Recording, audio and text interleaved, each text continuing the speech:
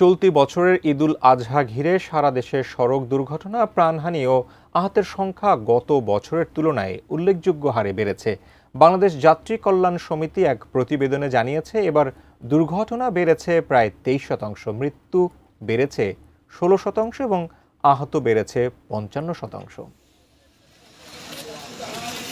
সড়ক দুর্ঘটনার কারণে প্রতি বছর ঈদে বাড়ি ফেরা ঘরমুখ মানুষের ঈদ যাত্রা যেন পরিণত হয় দুঃস্বপ্নে।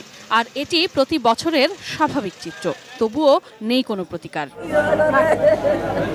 পরিসংখ্যান বলছে 2024 সালের ঈদুল আজহায় 309টি সড়ক দুর্ঘটনায় 336 জন নিহত ও 762 জন আহত হলেও এবার তা বেড়ে দাঁড়িয়েছে 379টিতে, যেখানে নিহতের সংখ্যা 390 জন। দুর্ঘটনায় আহত হয়েছেন 1182 জন। সারা দেশে মোট দুর্ঘটনার 4.5% হয়েছে ঢাকাতে।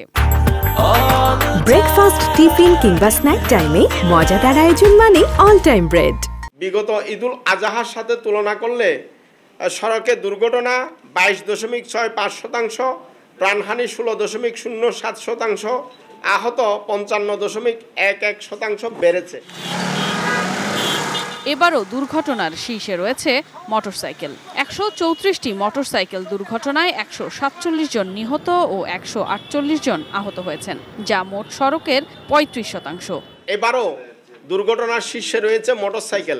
বাড়তি ভাড়া নৈরাজ্য, গণপরিবহনের অব্যবস্থাপনা, অদক্ষ চালক, অতিরিক্ত যাত্রী বহন সহ বেশ কিছু কারণকে দায়ী করেছে যাত্রী কল্যাণ সমিতি। প্রায় 80% যানবাহন বিরামহীন ও বিশ্রামহীনভাবে একই চালক দিয়ে যানবাহন চালাতে গিয়ে বেশি দুর্ঘটনা সংঘটিত হয়েছে।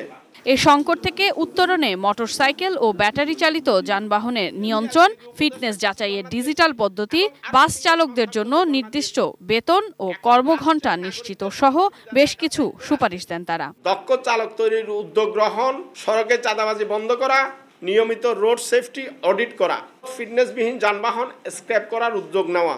Sadia Nancy, ATN news, Dhaka.